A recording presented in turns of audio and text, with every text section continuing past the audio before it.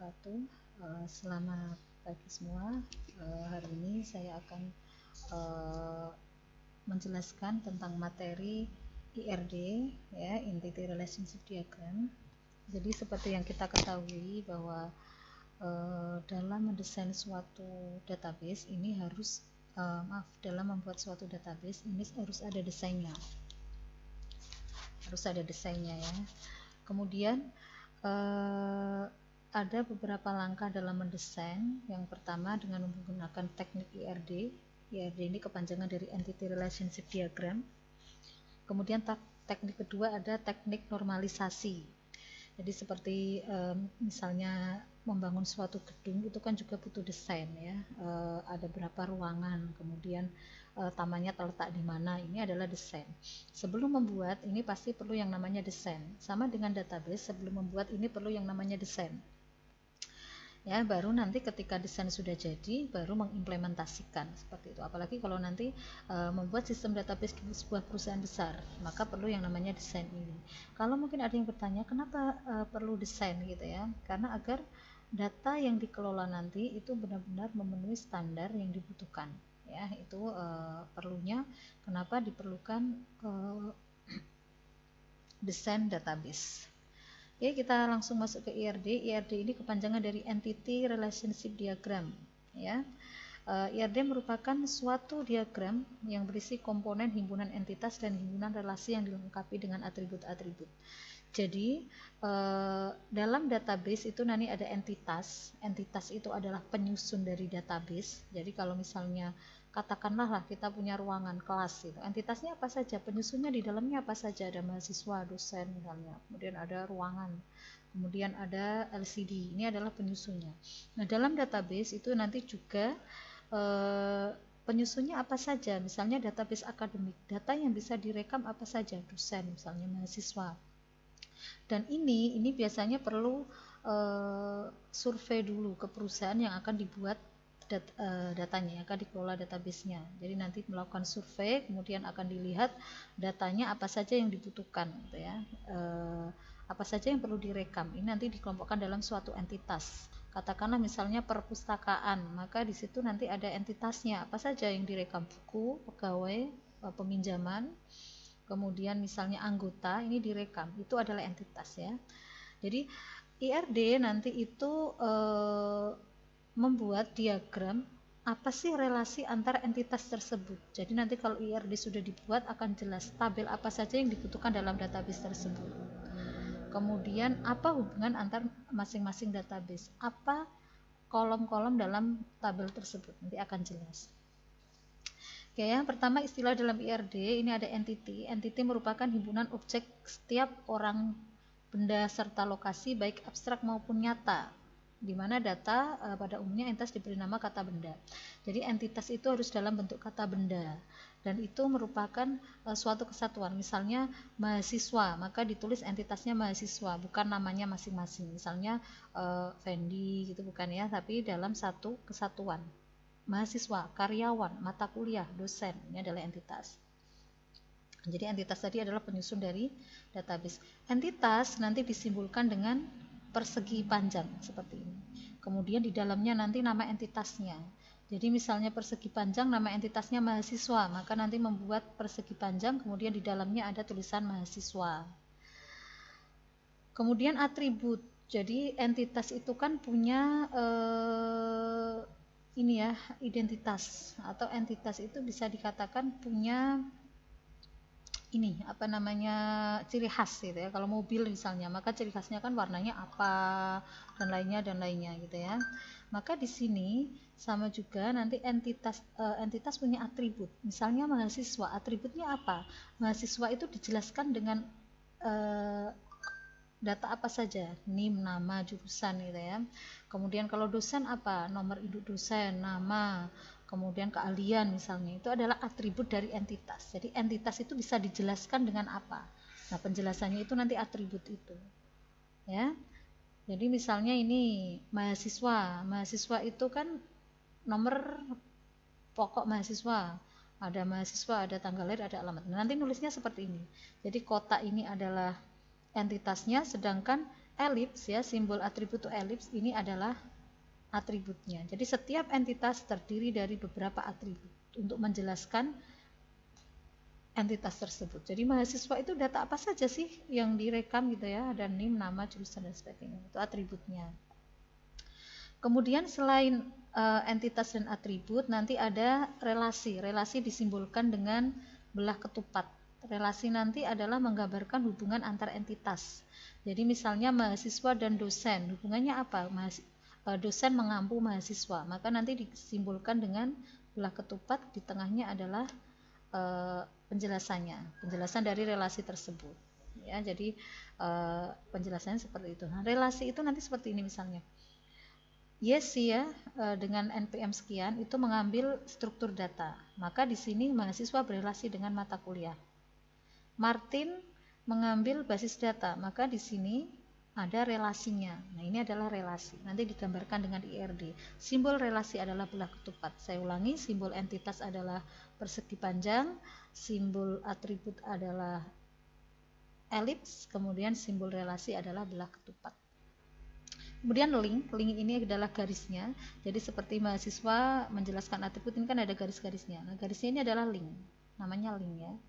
Relasi juga ada linknya ya, jadi seperti ini ya, ada entitas, ada relasi, ada entitas lagi dihubungkan. Kemudian selain tadi ya, ada entitas, ada atribut, ada relasi, juga ada kardinalitas, derajat relasi, berapa kali antar entitas itu berhubungan, bisa saling berhubungan datanya. Ya, ada dua model datanya, ada Chen, ada Martin. Nanti minggu ini kita bahas Chen dulu, baru minggu depan kita bahas Martin. Ya, jadi kalau Chen itu nanti ada kardinalitas ada 3 macam, ada one to one, one to many, ada many to many. Kita masuk ke one to one. One to one itu antar entitas hanya terjadi 1 kali relasi. Contohnya di sini universitas dan rektor. Universitas hanya dipimpin oleh 1 rektor. 1 rektor ini hanya memimpin 1 universitas. Nah, ini adalah hubungan one to one, disimbolkan dengan 1 ke 1. Jadi digambarkan entitasnya, ya. Kemudian atributnya, kemudian relasinya. Relasinya apa? Misalnya kaprodi mengepalai kajur gitu ya, ketua jurusan mengepalai jurusan. Maka kajur dan jurusan ini terjadi relasi one to one. Kajur ini atributnya, jurusan ini atributnya, relasinya adalah mengepalai. Kemudian ini apa? Ini adalah kode penghubungnya. Kode penghubungnya ini nanti berbentuk primary key. Primary key itu yang saya garis bawahi ini adalah primary key. Ya, kardinalitasnya adalah one to one. Kemudian kardinalitas kedua adalah one to many. Jadi dalam suatu entitas itu, 1 entitas bisa berhubungan dengan banyak entitas. Contoh, seorang bapak bisa memiliki banyak anak. Ini adalah one to many, disimbolkan dengan one to many atau one to n. Ya, atau one to n. Ya, jadi misalnya dosen ini mengajar banyak mahasiswa, maka hubungannya adalah 1 dosen mengajar banyak mata kuliah. Dosen atributnya ditulis, mata kuliah atributnya ditulis, kemudian mengajar ini adalah relasinya dihubungkan dengan link ya. Kemudian hubungan kardinalitasnya one to many, ini adalah kode penghubungnya yang digarisbawahi, primary key-nya. Kemudian kardinalitas ketiga adalah many to many. Many to many. Jadi mahasiswa mengambil mata kuliah ini kan, mahasiswa itu kan mengambil banyak mata kuliah, kan? Kemudian 1 mata kuliah juga bisa diambil banyak mahasiswa. Misalnya 1 orang, Mas Fendi, mengambil mata kuliah 5 misalnya. Dan 1 mata kuliah basis data itu juga bisa diambil banyak mahasiswa. Maka ini adalah hubungan many to many, disimbolkan dengan M to N. Ini atributnya, ini entitasnya, ini atributnya, ini entitasnya, ini atributnya, kemudian nanti ini adalah relasinya. Yang menghubungkan adalah kodenya, kode primary key-nya ya, ini adalah kode relasinya. Jadi ada 3 ya, one to many, many to many. Untuk versi Martin nanti kita bahas minggu depan. Ini adalah bagaimana tahapan membuat database gitu ya. Nah, ini saya kasih contoh tahapan membuat database. Selain tadi yang di ini ya, yang dijelaskan di awal tadi. Jadi misalnya ini tahapannya ya. Jadi yang pertama adalah menentukan dulu entitasnya. Jadi kalau penjualan, kira-kira penyusunnya apa? Barang, supplier, pegawai, pembeli. Ini adalah entitas dari penjualan. Kalau sudah, tentukan atributnya. Barang. Barang itu apa saja yang direkam? Kode barang, nama barang, stok. Nah, ini biasanya melalui survei. Tapi kalau misalnya kita untuk tugas ya kita analisa saja kira-kira kalau barang itu apa saja cirinya ya, kode yang direkam, kode barang, nama barang, stok. Kalau supplier apa? Kode supplier, nama supplier dan seterusnya ya. Pegawai itu apa, pembeli apa. Kalau sudah, tentukan relasinya. Misalnya supplier mengirim barang, pembeli membeli barang, pegawai melayani pembeli. Ini adalah relasinya. Yang terakhir, tentukan kardinalitasnya. Misalnya supplier mengirim barang, satu supplier mengirim banyak barang, berarti 1 to n. Pembeli membeli barang, pembeli bisa membeli banyak barang, satu barang juga bisa dibeli banyak pembeli, maka m to n. Nah, ini tuh ini.